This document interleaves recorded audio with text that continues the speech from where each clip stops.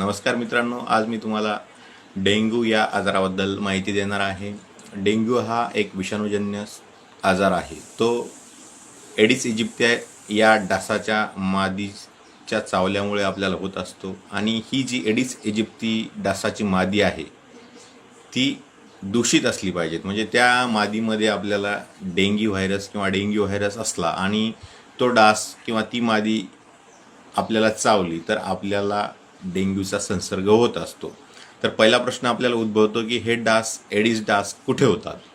तर त्याचं उत्तर आहे की एडिस डास हे आपल्याला घरातील वापरण्याच्या पाण्यामध्ये होत असतात. वापरण्याचं पाणी म्हणजे काय, जसं की आपण आपले रांजण आहेत, हौद आहेत, ड्रम्स आहेत, कूलर्स आहेत, फ्रीजचा जो ट्रे आहे, यामध्ये जिथे शुद्ध पाणी असतं आपलं आणि त्या पाण्यावरती काय होतं, झाकण नाही ठेवत आपण, ते पाणी झाकून नाही ठेवत. जे पाणी उघडं असते त्यामध्ये डास जातो आणि अंडी घालतो. डास एका वेळेला 150 ते 200 अंडी घालतो आणि त्या अंडीपासून जे आपल्याला लार्वा आहेत किंवा डासळी आहेत, आपण त्या पाण्याला जीवई म्हणतो किंवा डोकडे म्हणतो, डोक म्हणतो, अशा वेगवेगळ्या नावं आहेत आपल्याला. प्रत्येकजण त्याला वेगवेगळं नाव देतो.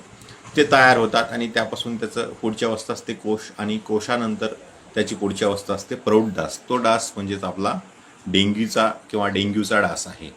तो डास आपल्याला टाळण्यासाठी काय करावं लागेल, डेंग्यूचा डास टाळण्यासाठी आपल्याला जे आपल्या घरातील पाणी साठे आहेत, वापरण्याचं पाणी ज्यामध्ये आपण साठवून ठेवतो, ते पाणी आपल्याला काय करायचं आहे, ते पाणी आपल्याला पूर्णपणे झाकून ठेवायचं आहे. म्हणजे त्यामध्ये डास जाणार नाही आणि अंडी घालणार नाही. बरोबर, हे झालं आपलं पहिलं काम.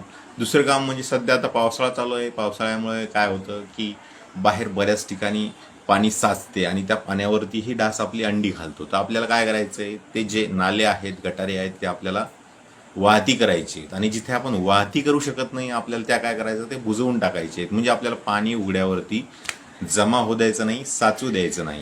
हे झाला आपला दुसरा प्रयोग. जर का आपली नालीमध्ये काही आपल्याला लार्वा किंवा त्या डासाळ्या आढळत असतील तर आपल्याला आपल्या गाडीचं, टू व्हीलरचं किंवा फोर व्हीलरचं आपण जेव्हा सर्व्हिसिंग करतो त्यामध्ये जे ऑइल निघते जळालेलं, ते आपण ऑइल त्या नालीवरती टाकू शकतो. म्हणजे त्या डासाळ्या किंवा त्यामध्ये डास होणार नाहीत. हा झाला दुसरा आपला प्रयोग. तर त्यानंतर तिसरा प्रयोग आहे, आपल्याला घरामध्ये आपण ज्यावेळेस झोपतो त्यावेळेस आपल्याला जे मॉस्किटो कॉइल्स आहेत, त्यानंतर ऑल आऊट, मॉर्टिन, या पद्धतीनं वेगवेगळे जे काही आहेत साधनं, त्याचा वापर करायचा. मॉस्किटो रिपेलेंट आहेत त्याचा वापर करायचा आहे आपल्याला, त्यामुळं आपल्याला डास चावणार नाहीत.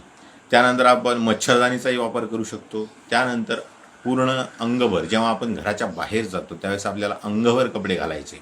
अंगभर कपडे घातल्यानं काय, पूर्ण आपले हात आणि पाय झाकलेले असतील, त्यामुळे आपल्याला डास चावू शकणार नाही. जेव्हा मुलं बाहेर ग्राउंडवरती खेळायला जातात त्यावेळेलाही मुलांवरती लक्ष ठेवा. त्यांना मॉस्किटो रिपेलंट्स क्रीम द्या.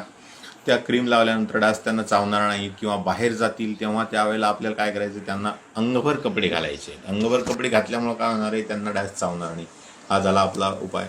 त्यानंतर इन केस आपल्याला डेंग्यू झाला तर डेंग्यूचे लक्षणं काय आहेत, तर डेंग्यूचे लक्षणं आहेत ज्यामध्ये आपल्याला पहिलं लक्षण आहे ताप येणे, दुसरं आहे अंगावर लालसर होणे किंवा चेहरा लाल होणे. त्यानंतर तिसरं आहे आपले जे डोळे आहेत त्या डोळ्याच्या मागे खोबणीमध्ये आपल्याला दुखू लागते, हेही लक्षण आहे. त्यानंतर अंगावरती रॅशेस येतात, लालसर रॅशेस किंवा पुरळ येतं, हेही एक लक्षण आहे. हे लक्षणं आपल्याला दिसली किंवा तापही आला, आपल्याला जास्त ताप आला, तर आपण ज्यावेळेस डॉक्टरांकडे जातो त्यावेळेस आपल्या शिरेमधनं रक्त घेऊन त्या रक्ताची डेंग्यूसाठी चाचणी करतात. पण ही जी चाचणी आहे ती रॅपिड चाचणी आहे. यामध्ये असते NS1 चाचणी आणि IgG आणि IgM ह्या अँटीबॉडीज टेस्ट ते करत असतात. पण ह्या काही कन्फर्मेटिव्ह टेस्ट नसतात.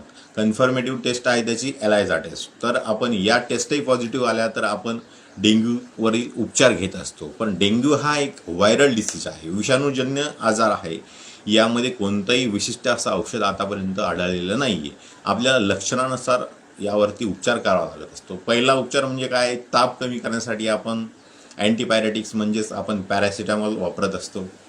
त्यानंतर दुसरे लक्षणानुसार शिरेवाटे आपल्याला द्रव दिला जातो. म्हणजे आपल्याला सलाईन वगैरे डॉक्टर लावत असतात, ते त्यांचं काम करतात. पण त्यासाठी ज्यावेळेला आपल्याला डेंग्यू होतो त्यावेळेला आपल्याला काय आहे, डेंग्यूचं नेक्स्ट लक्षण ताप आणि अंगावर पुरळ, यानंतर आपल्या ज्या हिरड्या आहेत त्यामधून रक्त बाहेर येऊ शकते. म्हणजे काय, रक्तस्राव होऊ शकतो. हा रक्तस्राव का होतो, आपल्या शरीरातील जे प्लेटलेट्स आहेत जे आपलं रक्त गोठण्यासाठी मदत करतात त्यांची संख्या आपल्या रक्तातून कमी होते आणि त्यामुळं आपल्याला तो दातामधून किंवा हिरड्यांमधून आपला रक्तस्राव चालू होतो.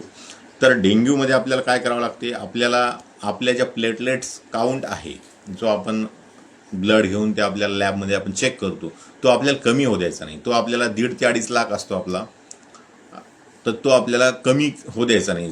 तो जेव्हा 10,000पेक्षा कमी जातो त्यावेळेस माणसाचे दगावण्याची चान्सेस जरा जास्त असतात. त्यामुळं आपल्याला प्लेटलेट्स काउंट वाढवण्यासाठी काय करायचं आहे, आपल्याला पपईच्या पानांचा रस घ्यायचा आहे, पपईचा ज्यूस घ्यायचा आहे, डाळिंबाचा ज्यूस घ्यायचा आहे, नारळाचं पाणी घ्यायचं आहे, जास्तीत जास्त पाणी प्यायचं आहे, जास्तीत जास्त द्रव पदार्थ घ्यायचे आहेत आणि चांगल्या पद्धतीने जेवण करायचं आहे.